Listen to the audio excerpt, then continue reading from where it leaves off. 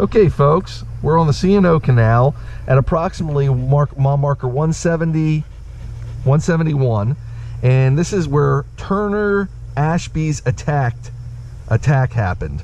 Kelley's Island engagement, and I'll read it. On June 26, 1861, part of Confederate Lieutenant Colonel Turner Ashby's 7th Virginia Cavalry clashed with a detachment of Colonel A. 11th Indiana Infantry on Kelley's Island, 100 yards ahead of us. So I'm assuming that's on the trail, 100 yards that way. Both units were on patrol. The Federals had fought earlier that day and mortally wounded Ashby's brother, Captain Richard Ashby. They occupied Kelley's Island while planning to commandeer a Baltimore and Ohio railroad train or canal boat to transport their wounded back to Cumberland. Now Cumberland, folks, is where we started, and that's about 10 to Cumberland is where we started, roughly about 10 miles to the north of us, going up the trail. Colonel Lew Wallace, 11th Indiana Infantry, wrote a report of the action the next day, asserting that Corporal David B. Hayes' 13-man mounted patrol had first clashed with 41 cavalrymen under Captain Richard Ashby, killing 8 and wounding Ashby. He also claimed that 75 of Turner Ashby's men had attacked them here on the island, and Hayes' men had killed 23.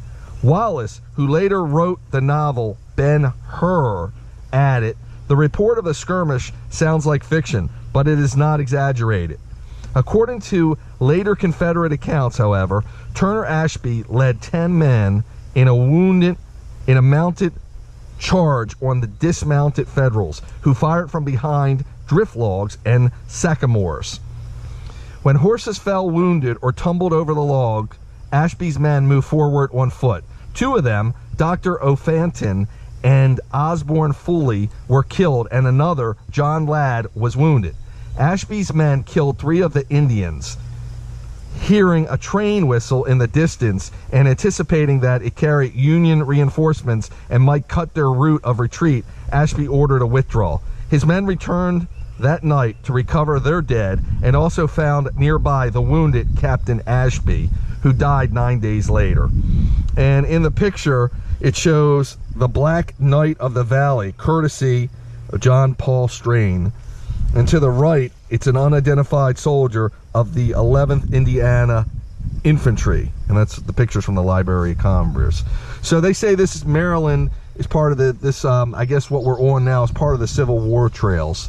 So where was the island, Jim? Do you know? We're probably going to see it. We're probably going to see it, I guess, or maybe it doesn't exist anymore. This maybe was the island, right? The Potomac's beyond that, what we can see now, beyond the tree line, and the canal's right here where I'm pointing, where I'm showing the camera. So that's where we're at, folks. Dogs are taking a breather. We're having a great time, and this is the Wolf Driver, giving you a little history from the C&O Canal Trail.